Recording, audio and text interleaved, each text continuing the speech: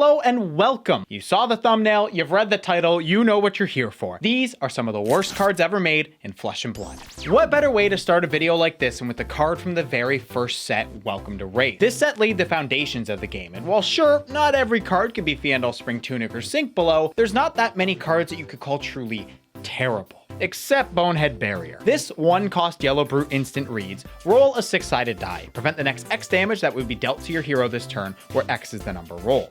Oh boy, dice rolling! I'm sure that's not gonna come up again if I do another one of these videos. Anyways, Bonehead Barrier is just awful from top to bottom. The most egregious aspect is, of course, the dice rolling. You're telling me I gotta pay a resource for the chance to prevent damage? Most of the time, you're gonna play this on your opponent's turn, so you either have to give up another card or use your Tunic resource to play it, and then you might prevent enough damage coming at you. Because like, what if you roll a 1? Heck, even a 2 or a 3 would be pretty bad considering this costs a resource to play. You know what else blocks 3?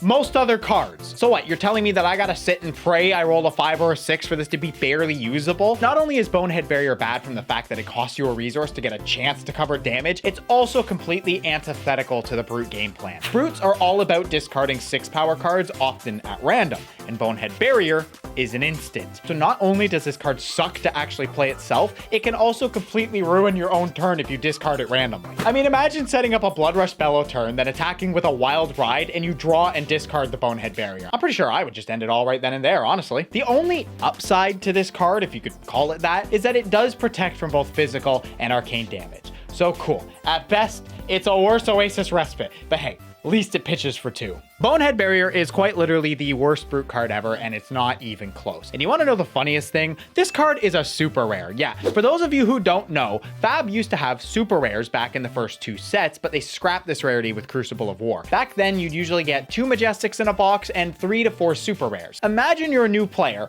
opening a box, and one of those 4 super rares you pull is this embarrassment. It's truly depressing to think about. Next up, we've got Amulet of Intervention, a card that I'm pretty sure most of you don't even remember what it does. This card is part of a whole set, colloquially known as the Everfest Trinkets. And while some of those have seen some play, like Healing Potion and Potion of Deja Vu, others are just straight up bad, like our lovely amulet here. This item reads, Go Again. Okay, so we're actually off to a good start. Having Go Again is a boon, I'll give it that. And it's a blue pitch, so not bad, but that's where the good stuff stops. Instant. Destroy Amulet of Intervention. Prevent the next 1 damage that would be dealt to your hero this turn. Activate this ability only while your hero is the target of a source that would deal damage equal to or greater than your hero's life. So let me get this straight. This is a blue non-block that just sits on the field all game until you're about to die, and then it prevents a grand total of a single point of damage. Well, I mean, if you get like 3 on the field, you can prevent 3 total damage in the late game. Yeah, you know what else could have saved you? Literally any blue card that either blocks 3 or has some useful ability. Like, if this was just prevent 1 at any time, then I could see it having use. But the fact that this amulet only triggers when you're facing lethal damage and it just prevents 1 is way too risky to make the card worth it. Playing 3 amulets out in a game means that on 3 turns, you're playing under rate because you're using 1 card to do nothing. And even if you pitch this, you'll end up drawing it in the late game where it not blocking is a huge liability. So like, sure, it can save you for a turn in the late game, but the time and resources you're spending to set 3 of these up and not die in the process just isn't worth it. I mean, seriously, decks nowadays are strong enough that if you're spending the time to set these up, there's a good shot your opponent will just quickly outvalue you. Then you'll find yourself on death's door way sooner than you expected, where this card just won't be of much help. So while I do personally have a soft spot for all of the Everfest trinkets, even I have to admit that this one is a stinker, which is a pity because I own several cold foils, but what can you do? Just run any blue block 3 instead of this atrocity. Yin Yanti is a common from Monarch, and it is just terrible. It is a 0-cost attack action, and the red has 3 attack and 2 defense with no Go Again. But if you have an aura, it gets 1 power when attacking and 1 defense when blocking. You know what other card attacks for 4, blocks for 3, and doesn't have Go Again? Wounding Blow, the most generic vanilla card in the game. Wounding Blow is the floor for 0 for 4s, and Yin Yanti somehow managed to be objectively worse than that floor. Even commoner decks that play auras don't want this card. It's literally so terrible, even commoner doesn't want it. Yin Yanti is truly one of the Flesh and Blood cards of all time. Now, if I can give this card anything, it is that it can be used with Belittle, since it only gains the power buff when it's attacking, but like, who cares? Not only is Belittle banned in like half the formats, but there's also a billion better 3 power cards to use than this. Cards with you know, go again. Now, I know what some of you might be typing into the comments right now. Actually, Yin Yanti was specifically designed for Monarch Limited, where it actually had a You don't care, the card is bad, and you should feel bad for trying to defend it. Yin Yanti, more like fuck off. Next. Hey, remember that time LSS banned a bunch of books? Well, they didn't hit all of them. Wizard players, rejoice! You might have lost Tome of Aetherwind, but at least you have Tome of Duplicity. Drawing cards?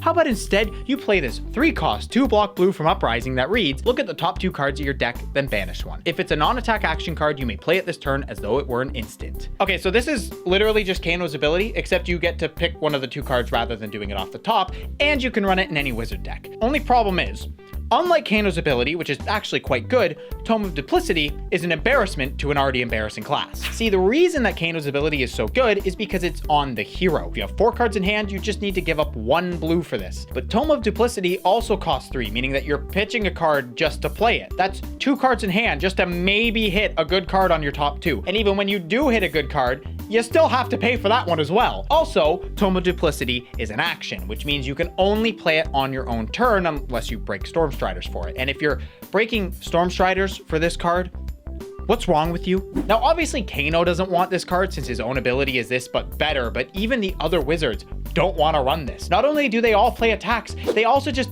don't need this kind of effect. I mean, maybe if it was an instant or it costs less, sure, but the way it is now, no one is playing Tome of Duplicity. The only redeeming aspect of this card is the fact that it's a blue pitch, but with only 2 block, it's beat out by any semi-playable blue block 3. Plus, I mean, let's be real. Even if you built a deck where this was semi-playable, chances are you're just gonna hit one of the 87 different wizard zaps on the top. Now that's a lot of damage! The last and absolutely least card for this video is none other than Ether Stink. I mean Ether Sink. That's a lie, I meant Ether Stink. This lovely little doodad is a mechanologist item from Arcane Rising. It's a yellow pitch, costs 1, and reads, Ethersync enters the arena with a steam counter on it. Action, pay a resource. If there are no steam counters on Ethersync, put a steam counter on it. Go again. Instant, remove a steam counter from Ethersync. Ethersync gains Arcane Barrier 2 until the end of turn. If your hero would be dealt arcane damage, you may pay 2 instead. If you do, prevent 2 arcane damage that source would deal.